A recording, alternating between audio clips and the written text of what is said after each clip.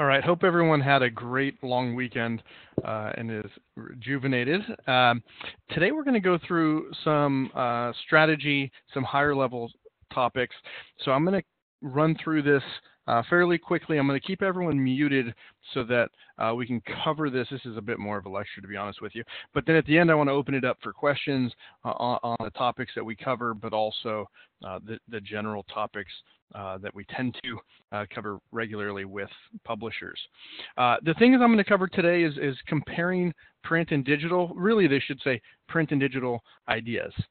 Because there's definitely some web-only publishers that operate a lot like print publishers and vice versa.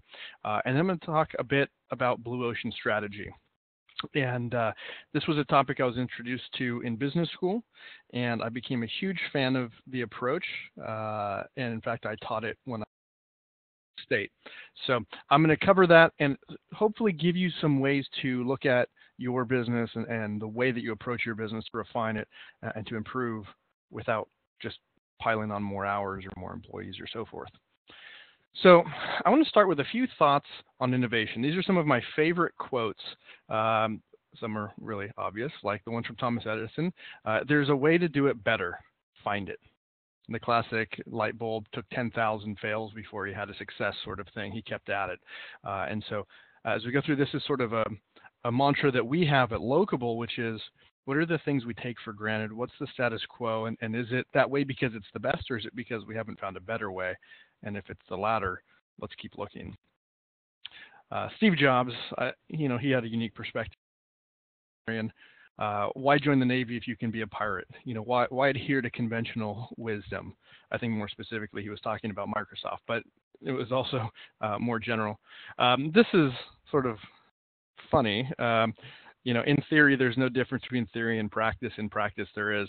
How does this connect? Well, we talk a lot about theory and we talk a lot about tactics, and we have a lot of publishers that find themselves agreeing with us, and that's it. In theory, they buy in, but in practice, they haven't. But there's a big difference there. And finally, and this sort of will segue into another section in just a moment, in 1911, professor of strategy, a general, said, aviation is fine as a sport, but as an worthless. I hear similar sentiments from local publishers about different options on the internet, different techniques, different tactics. Things are always changing, but don't write things off just because they might not be mature yet. And I had a question about the beeps. I think it's when people connect or disconnect, and Ryan is going to solve that problem. So we shouldn't hear any more chimes and interruptions on that front. So the quote from General Ferdinand here is particularly poignant. I'm going to tell a story for a minute. I think it's relevant. In World War II, Germany was technologically very advanced, of course, and they had a battleship named the Bismarck. This was the biggest, baddest thing on the sea, basically. Its cannons were bigger, they could shoot farther than any other ship, so it could not be approached from other battleships. They would just simply get hit before they could open fire. Well, this ferocious looking and sounding aircraft on the left, called the Fairey Swordfish, was a torpedo carrier. That's what you see beneath it. Carries a single torpedo, and when it gets within range, it drops it, and hopefully the thing it dropped it pointing at is what you're trying to hit, because it's not turning. Well, turns out that this Fairey Swordfish got lucky one day. It hit the left rudder, or left engine, can't recall frankly, and significantly damaged the ship. It wasn't able to go full speed, it wasn't able to turn, but I think left, and it lost significant amount of buoyancy. Ultimately, it was able to be picked off by a few more of these ferocious beasts and then get taken out by Allied battleships. The point here is this little insignificant aircraft, this innovative technology to be sure, but this insignificant thing was able to take off this massive, powerful battleship that, other than that, would have been indestructible. Now, it's important to note the Allies clearly didn't abandon naval warfare. They simply added new technology and new techniques to diversify their portfolio, if you will. And so I want you to think about this in your business, and whether, again, you're a print publisher, or just web only, what are your battleships that you think are indestructible, and what are the things that you can employ? And we're going to go through a bit more in a moment on how to actually find those without just, light bulbs going off randomly. Now, with that foundation laid, I want to talk for a minute about the difference between product and process, and how traditionally in print, it's all about the product. A few of you have actually mentioned this analogy too. What I mean by this is if you're a weekly or a monthly or whatnot, you can do a lot of things wrong. And you can pull an all-nighter and at the 11th hour have it come together and it goes to print and it comes out and boom, it is sparkly and shiny and everything is perfect. No one is the wiser. The internet, on the other hand, is not quite as forgiving, but also doesn't require the same level of shine. So on the left, you have a publisher, and I picked Acadiana Lifestyle for no reason other than it was the first publication that we work with that I found as I was looking for a graphic. And we have this item on the right, which came from one of our publishers, and you'll notice it was shared just over 1,000 times. And what's on your screen is the entirety of that particular article. It is a lost and found article. In fact, this was referenced on a blog post a few months ago about top 5 viral tactics. Lost dogs happens to be one of them. So as you look at these two, in a sense, they're in contrast with one another. But I don't want you to find yourself exclusively on one side of the line or the other. You can have these well-produced products and some really great process to allow you to publish this sort of very timely information. And it doesn't have to be one or the other. I've also heard it said from a successful entrepreneur, don't let great be the enemy of good. Don't let getting something to be great be the enemy of writing what amounts to a very short 4-paragraph article that's going to go viral and help somebody find their dog. So on the product side, you have a few attributes. It tends to be very clean, very refined, highly produced, right? Copy edited, graphics, layouts, everything's just so. It's also very much self-contained. What do I mean by self-contained? Well, when you put out an issue, it's done. It's set in stone, or at least in ink. And the next issue, you might refer to a previous issue, but there's not any literal connections from one issue to the next. It's why you can, if you so chose, take, 3 weeks off and then get a ton done in the last week and go to print and have your monthly come out. You print publishers probably are laughing at me because that can't happen. But point is, you don't have to have this well-oiled machine to do it if you're willing to put in the time at the very end. On the other hand, the web and digital techniques are more about process. So getting things out in a timely manner. It's very fluid. It may change. You may find things were wrong, not just typos, but facts seem to change, or at least the facts you're aware of. It's very much interactive, obviously shareable, but it could also be commentable, could be a contest, etc. It's grainy, it's rough, it's not as refined. These pictures came off of an iPhone, I'm guessing, or at least some other sort of device, and it's evolving. It'd be great in this example if the owner was found and there was a success article posted as well, connect the dots. So in a sense, these two things are at odds with one another, but the really great publishers are going to be able to combine these to know when it's the time to produce that well-refined piece of content or that product, and when it's time to provide something that can't be found somewhere else. Maybe it is rough around the edges, but it's something that's valuable. And this is something I hope more of our publishers will embrace. It takes a little bit of the pressure off. So let's talk for a minute about identifying what about your processes need to change, because by and large with all of our publishers, even all of our web-only publishers who have legacy experience in print, have some things that could benefit from improving. So the first thing is, let's look inside the organization. Start with, what are your goals as a business, or your goals as a manager, your goals in whatever your role is? What are your capabilities, both personal and organizational? I've always thought it'd be great to build a flying car. That might be a goal of mine, but I don't have the skills to build a flying car. So understanding capabilities and limitations are really critical. But once you understand, sort of take inventory of where you're at, look outside. Look at things like, who are your primary competitors? And it's funny, it always goes to the other magazine, the other newspaper, the other local site. But are they the only real competitors you have? Where else are people spending money? When you get a no from an advertiser, what are they really saying no to? And what are they saying yes to on the other end? Where are they putting their money? Those are competitors. How is the industry defined. And what I mean by this is, what are the things people are paying for? If you're a monthly magazine, it might be really strongly defined based on your circulation figures. That's what people are competing on and seemingly paying for. But is that really the right number? Is it really the right set of activities? What are your competitors doing to innovate? Obviously, keeping an eye on the competition is never a bad idea, but also really digging in and understanding what's important to your customers. What are they trying to solve? What problems do they have? And then when you can start to combine what's going on outside with what your inside goals are, you'll be able to find some new solutions. So I'm going to give you an example, and then I'm going to introduce Blue Ocean. This is sort of the Blue Ocean setup, and how you can actually employ this as a checklist of sorts. So I want you to think for a minute about video games. And what do you think of when you think of a gamer? The person who's sitting in front of the TV or standing or whatever playing games. It's probably something like this: teenage, early 20-something, probably a guy, although that's ever changing. Well, a number of years ago, this was pretty much the status quo. My generation almost perfectly aligned with the growth of the video game industry. But then something happened.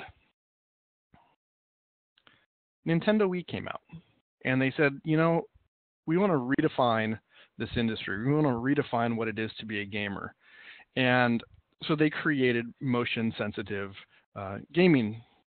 Now, this didn't have the best graphics. It wasn't the most technologically advanced. In fact, it was a good generation behind. The games they created weren't nearly as engaging. They were literally not trying to get the traditional gamers to play. They were trying to break out and find new customers that never considered themselves gamers. In this case, it's family game night. I'm sure most of you have at one point or another done Wii bowling with family or friends at a dinner party or something. Video games, dinner party, usually at odds, but not now. We saw a lot of senior care facilities buy them because of the health benefits of getting seniors up and moving and playing games. And so all of a sudden, they dramatically expanded the market. Not only that, they weren't competing with the other PlayStation and Xbox, so they could charge a good amount of money. It turns out it was a little bit less than those devices, but their cost structure was so much lower. So they completely redefined this industry. And I want to talk now about Blue Ocean strategy and how this works and some of the core precepts. I found a few quotes. I like quotes. We're going to be in quote mode for another minute or two, and then I'll move on. But I found some quotes that I thought were pertinent as well. And Blue Ocean strategy was a concept. It's not like it's a new concept, but it was codified by these professors in France. It's all about the notion that traditional competition is a bloody battle, like sharks fighting, and so the ocean gets red and bloody, and Blue Ocean is a place where you don't have any competitors, and so you can make the competition irrelevant because they don't even have the assets to compete, right? We made the competition irrelevant because they just didn't have anything comparable. So a couple quotes. When you're used to being prepared to reject conventional wisdom, it leaves you open to learn more. A lot of what Locable stands for and a lot of Blue Ocean is about rejecting conventional wisdom. Well, that's just the way it is generally not a good idea. A couple quotes from Warren Buffett. Be fearful when others are greedy and greedy when others are fearful. It's a slight paraphrase, but systematically aligned. And time is the friend of the wonderful business and the enemy of the mediocre. We see this in lots of industries. And finally, price is what you pay, value is what you get. This is particularly true for you as you're selling advertising. And I want you to be able to convey this, that you're able to deliver value that no one else can. So you charge prices that no one else does. All right. So the foundation of Blue Ocean at least starts with this. WTP means willingness to pay. What is a customer willing to pay? And what is your cost? There needs to be a gap there. If there's not a gap, you're not a business, you lose money. To give you a couple pieces of contrast, Nordstrom, very high-end, very full service, very much a premium product. They're able to increase the willingness to pay, and that creates their profitability. Walmart is on the exact other end of the spectrum. The customer's willingness to pay is lower, but their process and volume lowers the cost, and thus their profits come from managing that side. So you can play on both sides of this. Now, There's also this notion of eliminate, reduce, raise, and create. And sometimes this is a tricky concept, but the idea here is when you look at the industry, what are things that happen within an industry that should be completely eliminated? At this point, they no longer add value. It's just a complete waste of time and resources. Or what are the things that should be reduced? On the flip side, what are the things that exist but need to become more prominent? And then what needs to be created to address a real need in this industry? So these are sort of ways to segment your thinking. Now, generally, these are applied to an industry, although I'll challenge you as we go through this to think about your own organization. What are the things that we do that we should just eliminate or that we should reduce? Maybe it's those extra meetings at the end of the week. Maybe it's, the process that just has more overhead. Maybe it's something that's a human issue. Maybe it's a technology issue, but there's probably something. So a way to really get at this is to use an example of Southwest Airlines. Southwest Airlines accounts for the vast majority of the profits within the entire airline industry in the U.S. And a strategy canvas sort of says, well, what are the things that we compete on within the airline industry in this case? Price, obviously. Do we provide in-flight meals? Do we have lounges or lounges for first class? Do we have different seating choices and classes of seating? How many hubs do we have so that we can simplify that process? Is it friendly service? How quickly do we get in and out? And then frequent point-to-point departures. So historically, you would have the airlines, we're all competing across that purple line, right? Price was important, but everyone was expensive, so no big deal. There were some meals, but it's airline food. Lounges, seating choices, we're in the first boarding class. We get a pre-assigned seating. I want to be in front of the wing, at the window, etc., and so forth. Well, Southwest said, you know what? I don't think any of these things are important. We're going to lower the price because that's a real point of competition in travel. We're going to basically eliminate meals, no lounges, no seating choices. You show up, you get in line, and you'll board. But you know what? We're going to make sure that we're super friendly. In fact, we're going to have incentive structures that says the happier you are as an employee, the more money you're going to make. The faster you get out of the gate, the more money you're going to make. Only in Southwest do you see the pilot come back and clean the plane because they literally get compensation based on how quick they turn around. So when you compare Southwest, you'd go, man, look at how poorly they perform in these areas. What they're doing is they're lowering their costs so that they can pass that on in terms of prices, but they're maximizing what people really care about. So it turns out regulation had a big part to play in this until the late 70s, at which point the airline industry was deregulated and paved the way for Southwest. Now, deregulation is obviously a political issue, but it's not all that different from technology innovation. There are things that couldn't happen a decade ago that can technically happen now. So look at these things. Some of these things, could be the sacred calves, if you will, that you have to get rid of in an organization. And so as a result, now, again, Southwest is the leading carrier in the U.S. and by far the most profitable. While other airlines are going bankrupt, they're growing and so forth. So it'd be a really great thing to take a look at and see how you map out your industry against your competitors and see where you stand. And then, frankly, make a decision. Do I want to elevate or do I want to reduce? Or do I even want to eliminate some of these things? So with that, very fast day today. My homework assignment for you, should you choose to accept it, is to think about how the industry competes, about how you sell prices. What's the method? What's the price point? What are the values? Is it circulation? What are the other things business owners are spending money on? And then also, what are the things that you're wasting time on or that's inefficient? Maybe it's things you don't think could be improved, but think of the things you dread in your business. Those are a good place to start to find efficiencies. And if you can cut, 3 hours a week out of something you dread, that's 3 hours you can put into something that you're good at. And then, of course, the ERRC. What can you eliminate, reduce, raise, or create? For those of you that go through this exercise, we'd love to see what you put together, provide you some feedback, and help you refine it. This is sort of a business planning opportunity, but also a chance for us to get a sense of where you're at so that we can look at building better solutions. Next week, we'd like to go through and put together a couple social promotions. We have one publisher we were hoping to get in today, but wasn't able to get us the material.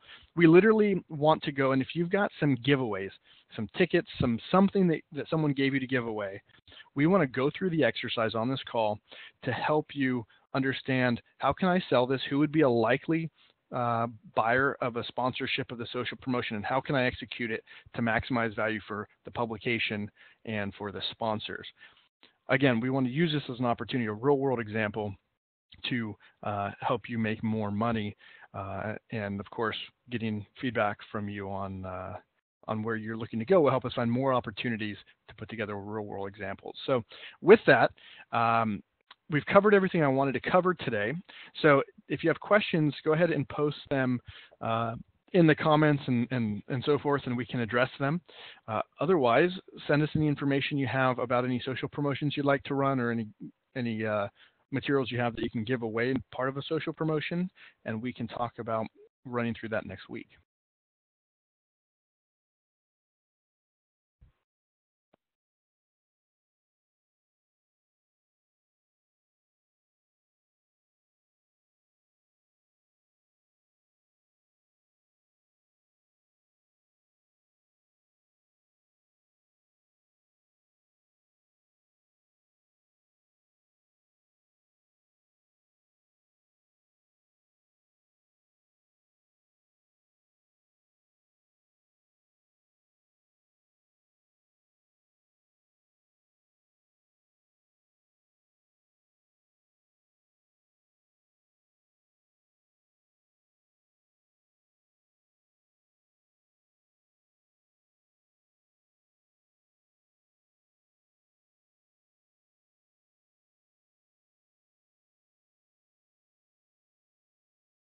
All right. Doesn't look like there was any questions.